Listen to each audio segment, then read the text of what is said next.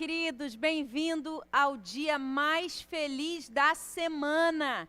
Quinta-feira é o melhor dia da semana, dia de nós crescermos, dia de nós buscarmos em Deus o nosso crescimento em todas as áreas, principalmente nas nossas emoções. Antes de entrarmos na palavra, quero já falar com você. Esse livro é fantástico, Mulheres de Valor, da pastora Ana Lia Clerô, e esse livro da Bispa Lúcia, Espelho, Espelho Meu, Que Mulher Sou Eu.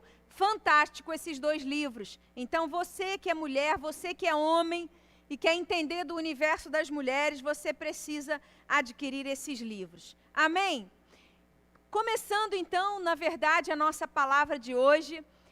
Hoje nós estamos finalizando a campanha, a série de palavras, a bênção da família dentro do culto de crescimento emocional. E como nós falamos no mês de maio sobre algumas famílias disfuncionais, algumas famílias e o que nós podemos aprender com essas famílias na Bíblia. Falamos sobre a família de Raabe, o posicionamento de Raabe, falamos sobre a família de Mica, falamos sobre a família de Jefté, e hoje nós vamos falar sobre a família, basicamente eu quero falar de dois personagens dessa família, um pai e um filho. E o filho, a maioria de vocês conhece, já ouviu falar no nome dele, é Gideão. Abra comigo sua Bíblia no livro de Juízes, capítulo 6, nós vamos ler do verso 11 ao 28. Juízes 6, do 11 a 28. Se puder colocar para mim, Rodrigo, na Nova Versão Internacional, que foi a que eu acho que eu coloquei aqui. Isso, perfeito. Diz assim, vamos ler juntos. É um texto um pouquinho longo, mas eu preciso que você preste atenção, amém? Diz assim: Então o anjo do Senhor veio e sentou-se sob a grande árvore de Ofra, que pertencia ao Abiesrita Joás. Gideão, filho de Joás, estava malhando trigo num tanque de prensar uvas, para escondê-lo dos midianitas. Então o anjo do Senhor apareceu a Gideão e lhe disse: O Senhor está com você, poderoso guerreiro. Ah, Senhor, Gideão respondeu, se o Senhor está conosco, por que aconteceu tudo isso? Você já fez essa pergunta para Deus, querido? Deus, se o Senhor está comigo, por que eu estou passando pelo que eu estou passando? Essa foi a pergunta de Gideão para Deus. Onde estão todas as suas maravilhas que os nossos pais nos contam quando dizem, não foi o Senhor que nos tirou do Egito? Mas agora o Senhor nos abandonou e nos entregou nas mãos de Midian. Os midianitas eram um povo inimigo de Israel, que nessa época eles estavam subjugando o povo de Israel, eles estavam escravizando, eles estavam deixando Israel acuado. O Senhor se voltou para ele e disse, com a força que você tem, vá libertar Israel das mãos de Midian. Não sou eu quem está enviando? Ah, Senhor, respondeu Gideão, como posso libertar Israel? Meu clã é o menos importante de Manassés e eu sou o menor da minha família. Eu estarei com você, respondeu o Senhor, e você derrotará todos os midianitas como se fossem um só homem. E Gideão prosseguiu, se de fato posso contar com o teu favor, dá-me um sinal que és tu que está falando comigo. Peço-te que não vás embora, até que eu volte e traga a minha oferta, e a coloque diante de ti. O Senhor respondeu, esperarei até você voltar. Gideão foi para cá, preparou um cabrito, com uma roupa de farinha fez pães sem fermento. Pôs a carne num cesto e o caldo numa panela, trouxe-os para fora e ofereceu-os a ele sob a grande árvore. E o anjo de Deus lhe disse, apanhe a carne e os pães sem fermento, ponha-os sobre essa rocha e derrame o caldo. Gideão assim o fez.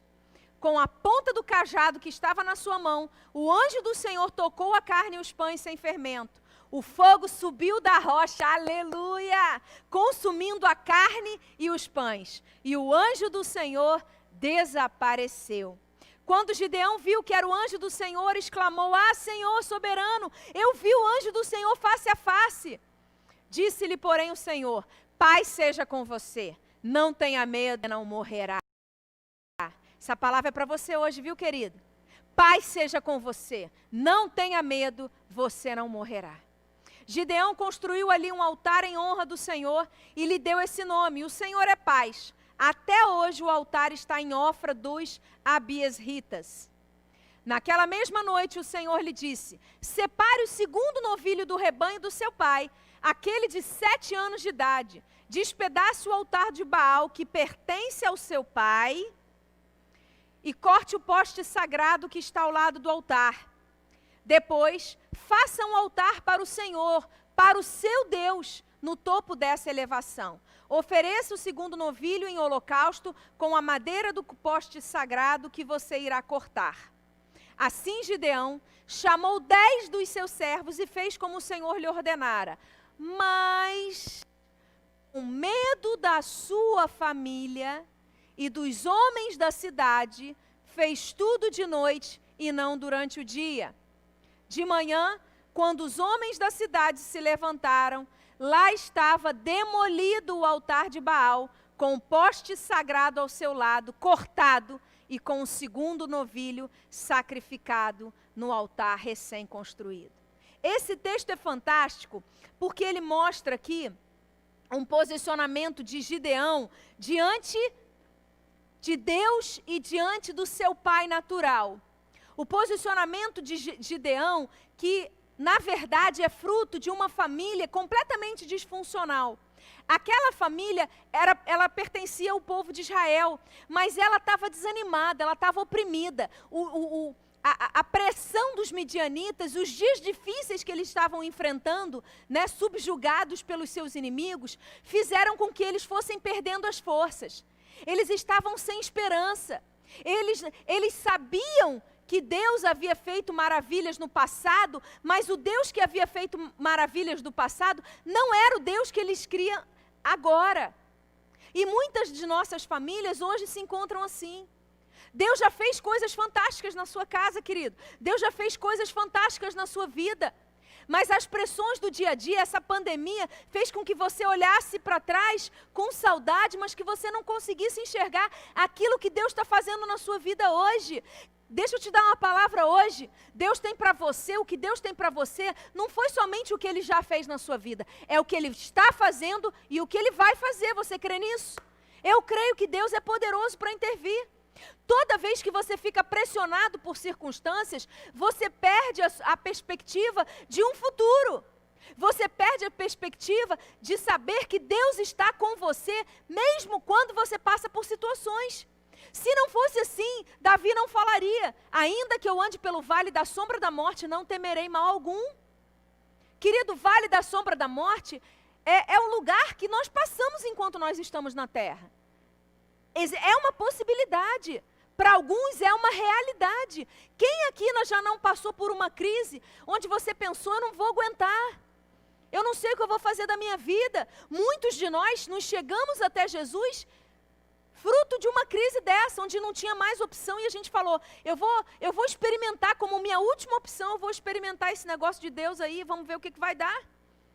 Então, na verdade, você precisa entender que Deus é poderoso para intervir na sua vida em todo o tempo. No passado, no presente e no futuro. Posso ouvir um amém para isso? Deus é fiel.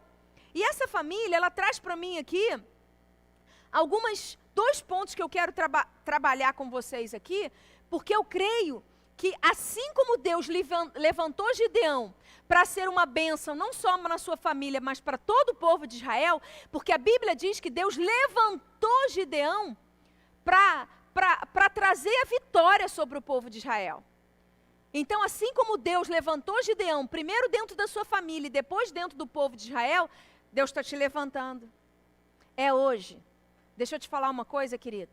Deus está falando para você: sai do teu sofá, sai do teu conforto, sai da mesmice, sai do comodismo e levante-se, porque Deus tem grandes coisas preparadas para a sua vida. Você crê nisso? Eu creio.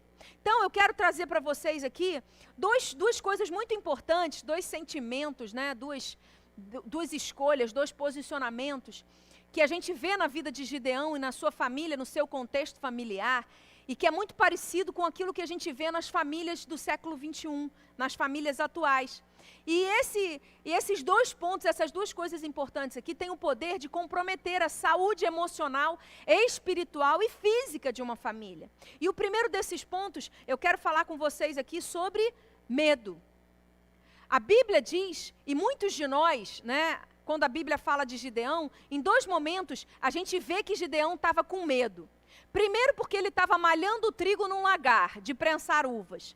Por que ele estava fazendo isso? Ele não estava malhando o trigo no lugar onde deveria ser feito, ele estava fazendo isso escondido. Por quê? Porque ele estava com medo de que os midianitas vissem a comida que estava na mão dele, o trigo que estava na mão dele, e tomassem dele. Então ele se escondeu. E num segundo momento foi quando o anjo de Deus se revela a ele, e ele diz, eu vi o anjo do Senhor. E a Bíblia diz que ele fica com medo daquela situação. Tanto é que o anjo diz para ele assim, o Senhor diz para ele, não tenha medo. E num terceiro momento, aparece também o medo aí, quando a Bíblia diz que Gideão teve medo da sua família e dos homens daquela cidade. Ele fez a vontade de Deus, mas ele fez com medo. E muitos de nós acreditamos que medo é uma situação individual, não é? Muitas vezes você pensa assim, fulano é medroso. Quantos pais chegam para os filhos e falam assim, os filhos, fulano, meu filho é medroso, meu filho é um medroso, meu filho é muito medroso. A gente vincula medo como um sentimento que é individual. Agora, deixa eu te fazer uma pergunta. Existe criança que já nasce com medo? Você conhece, é possível uma criança já nascer com medo? Não, querido, deixa eu te dar uma palavra. O medo, ele é construído dentro do ambiente familiar. O medo, ele é construído a partir daquilo que a gente recebe de informação. Não existem crianças, bebês medrosos. O que existem é um ambiente que gera medo em uma criança. O ambiente que faz com que a pessoa possa ser medrosa, se tornar medrosa. Né? Muitas vezes na escola, a gente vê crianças muito mais para frente, muito mais destemidas, né? Uma vez, eu achei muito fantástico isso, nós estávamos numa sessão de terapia em família, né? E aí, Bispo Ricardo e meus filhos a gente tinha que dar características um dos outros, né? Qualidades um dos outros. E eu achei muito interessante, porque uma das características que eles me deram foi exatamente essa. Destemida. O que é a pessoa destemida? É a pessoa que enfrenta, é a pessoa que vai, é a pessoa que se coloca diante da vida, né? Agora, a gente vê no ambiente infantil muitas crianças que são destemidas, que se apresentam como destemidas, e outras não. E outras que ficam acuadas, outras que ficam num cantinho da sala, outras que não querem conversa, que falam com você com a cabeça baixa. É ou não é verdade? Por quê, querido? O que existe de diferente entre essas crianças? O que existe de diferente é o ambiente em que elas foram criadas. Deixa eu te falar uma coisa muito importante. Ambientes superprotetores geram crianças medrosas. Os pais que superprotegem seus filhos geram filhos extremamente infantilizados, que não conseguem resolver seus problemas, que se sentem incompetentes, que se sentem em dívida e nunca nada vai estar bom para eles. Por quê? Porque ao invés deles se desenvolverem, enfrentarem desafios e vencerem os desafios, os pais fizeram por eles aquilo que eles mesmos deveriam fazer. Então, por trás de uma criança medrosa, de um adulto medroso, você pode encontrar um ambiente de superproteção. Pelo contrário, ambientes de rejeição geram pessoas que muitas vezes são obrigadas pelas circunstâncias a irem, a se posicionarem, a encararem, não é verdade? Mas o fato é que a gente vê hoje uma sociedade onde as pessoas estão muito super protegendo seus filhos, colocando medo, né? Como é que a gente vê isso na vida de Gideão? Gideão, quando Deus fala com ele através daquele anjo, ele fala para Deus assim, se o Senhor estivesse conosco, onde está Deus? Basicamente, ele não fala com ela essas palavras, mas o que ele quis dizer foi isso, onde que está Deus? Se Deus estivesse conosco, cadê aquele Deus que fez maravilhas? Querido, onde que ele tinha escutado isso? Ele tinha escutado isso dentro de casa. O desânimo, o medo dos pais dele passou para ele. Contaminou aquele ambiente familiar. Tanto é que quando o anjo fala com Gideão, ele nem acredita. Ele fala assim, eu sou pequeno, eu sou o menorzinho, né? É muito interessante isso. Porque se a família de Gideão fosse uma família que tivesse relacionamento com Deus de fato e de verdade, e não só tivesse um passado com Deus, tivesse ouvido falar de Deus, se a família de Gideão tivesse tendo no presente, sabe, tivesse mantendo um relacionamento com Deus, Deus estaria vivo neles. Mas naquela época dos juízes, cada um fazia o que queria. Deus não estava se revelando ali de fato e de verdade. Eram poucos aqueles, de tempos em tempos, alguém se posicionava e Deus falava com o povo. Então, querido, é importante a gente entender que quando a gente conhece, quando uma família conhece Deus de verdade, essa família entende o seu valor e entende que não está sozinha. Agora, quando uma família não conhece a Deus de fato, de verdade, sabe o que acontece? Essa família acaba tendo uma imagem de si mesmo, dos seus membros, como se fossem pequenos, como se fossem insignificantes.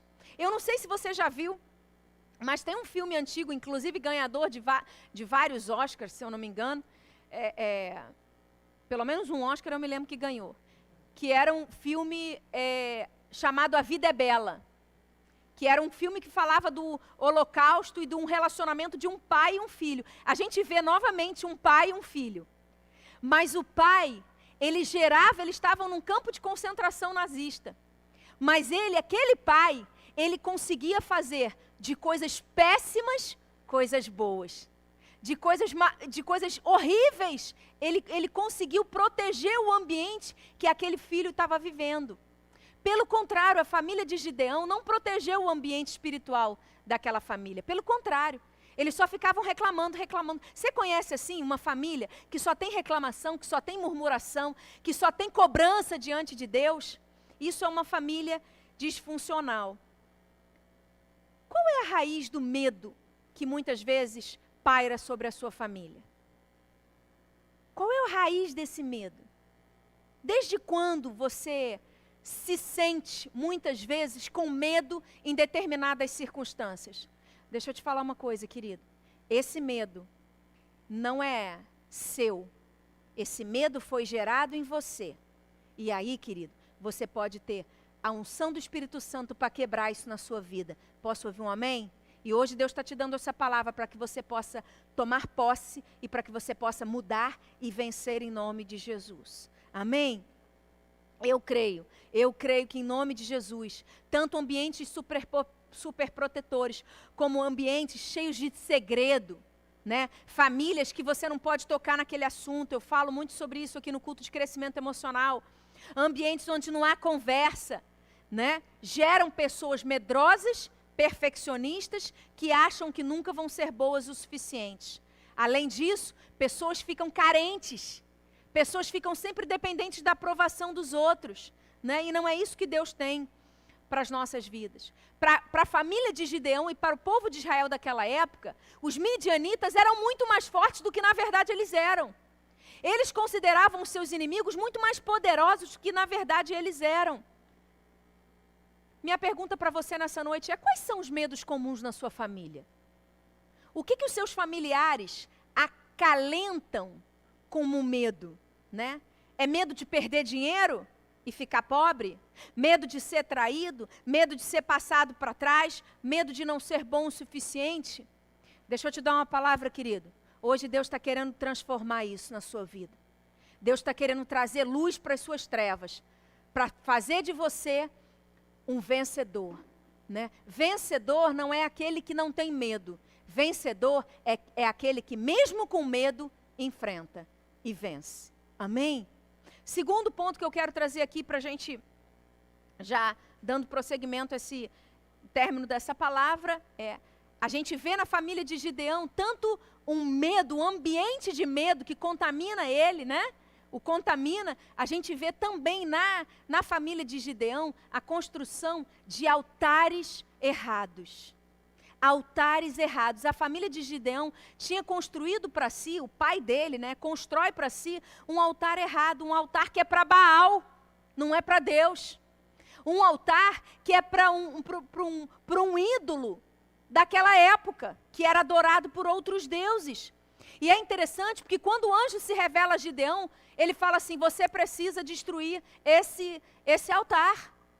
Você precisa destruir esse altar. Querido, minha palavra para você nessa noite é: quais foram os altares que a sua família construiu e que por causa deles você não consegue ver a bênção de Deus na sua vida? Não tem como você servir a dois senhores. Não tem como, lá no livro de Reis, né, quando Elias está no monte e Deus vai se revelar através dois sacrifícios são feitos, Elias fala assim: vocês não podem servir a dois senhores. Ou vocês servem a Deus ou vocês servem a Baal. Não tem como você ficar no meio do muro. Não tem como você servir a Deus e servir a outros ídolos. E muitas vezes, queridos, nós construímos no ambiente familiar altares que são a própria família. O altar mais errado que existe dentro do ambiente familiar é quando a família se coloca acima de Deus. Quando os membros daquela família se tornam maiores do que Deus. Altar significa lugar de encontro e de reverência. Por isso, todo sacerdote, quando quer oferecer algo para Deus, ele faz isso no altar. Por isso, para subir aqui, tem que ter uma vida correta. Para subir aqui, tem que ser alguém de caráter. Por isso, muitas pessoas nos perguntam, né, por que a Sara Nossa Terra é uma igreja que não tem muitos convidados de outras igrejas? Pelo menos a nossa, né? Sara Barra e Freguesia, nós não temos muito o hábito de convidar muitas pessoas de fora. Querido, porque para subir nesse altar a gente precisa conhecer a vida da pessoa. E não adianta você ser um bom pregador se você não viver aquilo que você prega. E não são todos que vivem o que pregam, infelizmente. Então, para viver, para subir no altar e ter autoridade para ministrar uma palavra para você, você precisa viver aquilo que você fala. Porque senão você se torna um hipócrita, um religioso. E por causa de muitos religiosos que andam por aí, as igrejas perdem pessoas. Então, querido, entenda, a sua família não pode construir um altar que não seja, onde Deus não seja glorificado. Amém? Tem muitos homens que ao invés de levar a sua família como sacerdotes para o altar de Deus, para a presença de Deus, esses homens, eles deixam a família ser completamente manipulada pelas redes sociais, por amigos, pela voz de amigos, pelos comandos familiares, né? Por pessoas de fora. Eles abrem mão do lugar. Deixa eu te dar uma palavra, querido. Você que é pai, que é mãe, guarde o ambiente da sua casa. E você que é solteiro, querido, em nome de Jesus, escolha para estar junto de você. Não a pessoa que seja mais bonita por fora, mas aquela que seja mais bonita por dentro. Porque essa sim vai fazer diferença na sua vida. Escolha alguém para caminhar com você, seja em amizade, seja em relacionamento amoroso, seja no relacionamento profissional, para caminhar com você precisa ter o altar correto. Posso ouvir um amém para isso? Gente que está construindo altar adoidado aí, tem muito, em nome de Jesus, e Deus não tem isso para nós. Amém? Exemplos de altares errados dentro da nossa família. Bispo, posso falar? É porque eu vou falar agora com os homens, pode ser? Tem homem que tem preguiça de levar o filho para a igreja, mas leva o filho para o jogo do Flamengo.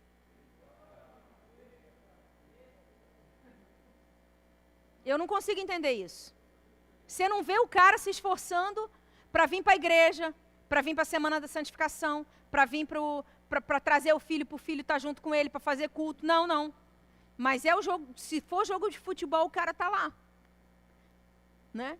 Quantas mulheres não têm um tempo para fazer o job com seus filhos ou com seus maridos, mas tem tempo para ficar no WhatsApp o tempo todo. Tem tempo para ficar endeusando a casa, como se a casa fosse, a limpeza da casa fosse mais importante do que o relacionamento familiar. Né? Quantas pessoas, quantos homens e mulheres, eu estou dando exemplos aqui, tá, gente, generalizados aqui, que vieram à minha cabeça agora, mas assim, quantas mulheres e homens deixam de passar tempo com seus filhos porque estão tão preocupados em ganhar dinheiro que nem aproveitam o dinheiro que ganham. Nem aproveita. Então, assim, é aquela coisa de, eu preciso ter dinheiro, eu preciso economizar, eu preciso fazer isso. Querido, e eu te digo aqui com a maior tranquilidade do meu coração, porque eu durmo e acordo com um expert em finanças. Entendeu? A pessoa mais equilibrada do ponto de vista financeiro que eu conheço é meu marido. Mas ele, o dinheiro, eu posso te garantir, por isso ele é tão sábio. O dinheiro não é o Deus dele. Não é, nunca foi e nunca vai ser. Então ele não deixa que o dinheiro tome um lugar, nem quando ele trabalhava muito, né, na multinacional, ele separava o tempo dele para os filhos e para mim. Então, deixa eu te dar uma palavra em nome de Jesus. Talvez você esteja me escutando aí e você está exausto, porque tudo para você é dinheiro. Tudo para você é ganhar dinheiro, é correr atrás do dinheiro. Querido, Salomão sabe o que ele fala em Provérbios e em Eclesiastes. Eu estou lendo Eclesiastes, estava até conversando com o bispo hoje de manhã sobre isso. Ele fala, tudo isso é bobagem. E sabe quem falou isso? O cara mais rico. Ele disse, é bobagem. Querido, em nome de Jesus, que o dinheiro não seja um altar na sua vida. Posso ouvir um amém para isso? Deus, ele o tempo todo, por isso que eu estou muito confortável de falar isso agora, porque o momento de oferta já foi feito. Mas sabe por que eu amo os momentos de celebrações? Eu amo os momentos em que eu tenho a oportunidade de fazer ofertas especiais para Deus, excêntricas, né? Ofertas de desafios para Deus. Sabe por que eu amo esse momento? Porque eu sei que Deus vai estar preparando algo novo para a minha vida, onde a minha fé, toda vez que a minha fé ela é esticada, Deus tem preparado um lugar novo, uma posição nova. Foi assim com Gideão. Como é que você sabe disso, bispa? Eu sei pela seguinte afirmação. A Bíblia diz que o anjo chega para Gideão e fala para ele assim, Gideão fala para Deus, né? Fica aqui, que eu quero provar para ver se é Deus mesmo que está falando. Gideão ainda fica desconfiado. Essa é uma das coisas que o medo faz conosco. Todo medroso se torna alguém desconfiado. E o pior de tudo, não é você ser desconfiado das coisas ruins, não. O pior é que o medo faz com que você desconfie das bênçãos de Deus. Você sabota as bênçãos de Deus, porque o medo faz de você vê uma oportunidade, você olha para você e fala assim, mas a mesma fala de Gideão, é muito para mim, eu sou tão pequenininho, eu não vou dar conta. E aí você sabe o que você pega com a oportunidade? O anjo traz na tua mão a oportunidade, sabe o que você faz? Você pega a oportunidade e dá para outro. Porque você tem medo de pegar aquilo, né? E fazer aquilo que Deus está te pedindo para fazer. Eu quero declarar sobre sua vida nessa noite, a partir de hoje, você vai vencer todo medo em nome de Jesus. Deus não te chama para ser escravo de medo. Deus te chama para saber que você é filho de Deus e Ele tem um propósito na sua vida e esse propósito vai se cumprir em nome de Jesus. Amém? Deus, o anjo, quando Gideão, medroso, fala para ele assim, fica aí que eu vou lá e vou preparar uma oferta. Aí Gideão vai lá e ele prepara um cabrito, ele prepara pão sem fermento e ele leva aquilo para o anjo. E ele coloca diante do anjo, o anjo pega e fala assim, bota em cima de uma pedra. O que o anjo está dizendo para Gideão é, eu recebo oferta, eu recebo adoração no lugar apropriado. E ele fala assim, põe sobre essa pedra. Não é em qualquer lugar que você adora a Deus. Amém? Não é em qualquer lugar, não é do seu jeito, não é de qualquer forma. Nós precisamos aprender a ter reverência. Altar é lugar de reverência. E o anjo ensina isso para Gideão. Bota sobre a rocha, e aí o fogo de Deus consumiu aquele altar. Consumiu aquele animal. Agora, a minha pergunta para você, querido. A gente não leu que Gideão estava malhando trigo no lagar para poder esconder aquela comida dos midianitas? Então você acha que ele tinha comida sobrando na casa dele? Claro que não. Aquilo foi um sacrifício que Gideão fez. Foi um sacrifício que Gideão fez para reconhecer, para dar oportunidade de Deus se manifestar na vida dele. E sabe qual foi a resposta de Deus para aquele sacrifício? De Gideão? Deus consumiu aquele holocausto. E Gideão falou, ai meu Deus, o que vai ser de mim? Sabe qual foi a resposta de Deus? Não tenha medo. Oh, aleluia! Não tenha medo, eu estou contigo. Deus está falando com você hoje, querido. Não seja vencido mais pelo medo. Deus está com você. Você tem passado dias difíceis, você tem passado dias com muitas perguntas para as quais hoje você não tem resposta. Não tenha medo, confie em Deus. Assim como Deus foi com Gideão, Deus vai ser com você. Gideão, para a gente finalizar, Gideão obedece à voz daquele anjo. O anjo fala para ele, pega aquele altar que teu pai construiu e derruba aquele altar. Por que Deus falou para Gideão aquilo? Deus estava dando oportunidade para Gideão definir a quem que ele ia servir. Se era Deus ou se era a sua família. Deus está te dando a oportunidade hoje de você definir.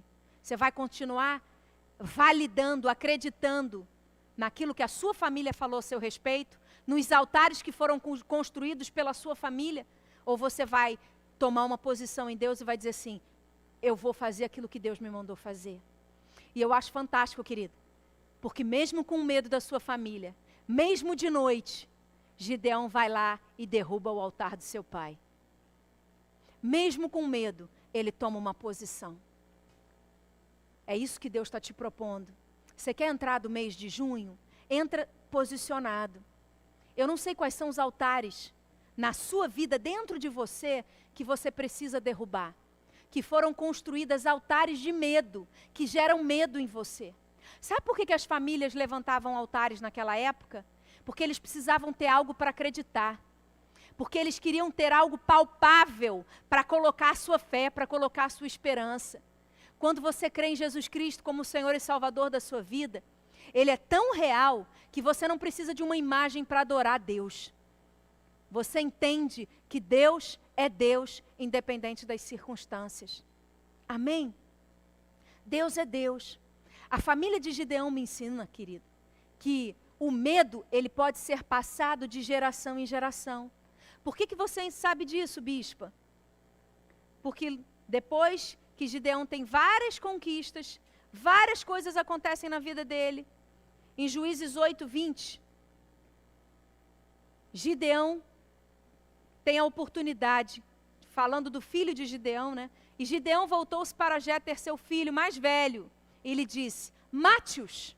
Gideão deu um comando para aquele filho. Jéter, porém, teve medo e não desembaiou a espada, pois era muito jovem.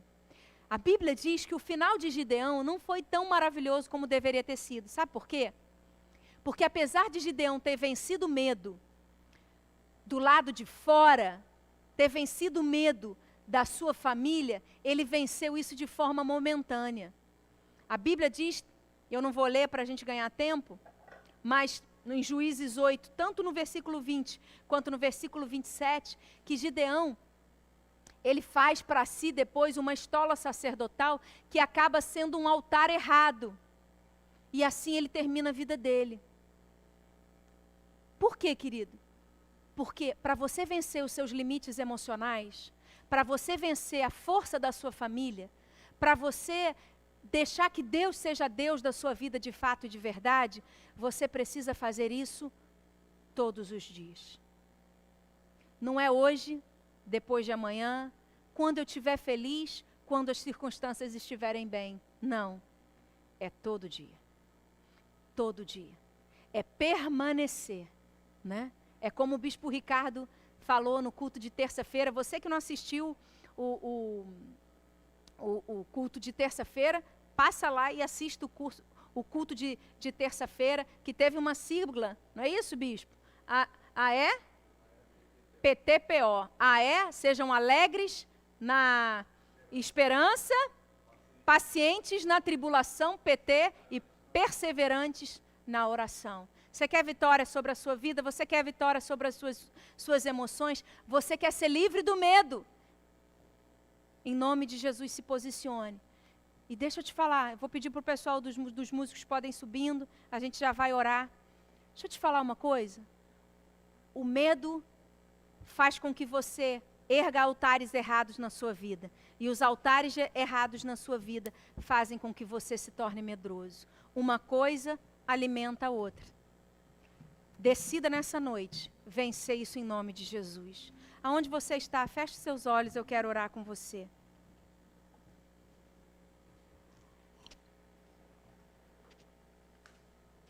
Deus está te dando oportunidade nessa noite Oportunidade de não somente ter uma vitória momentânea, mas Deus quer dar para você, querido, vitórias que sejam para sempre.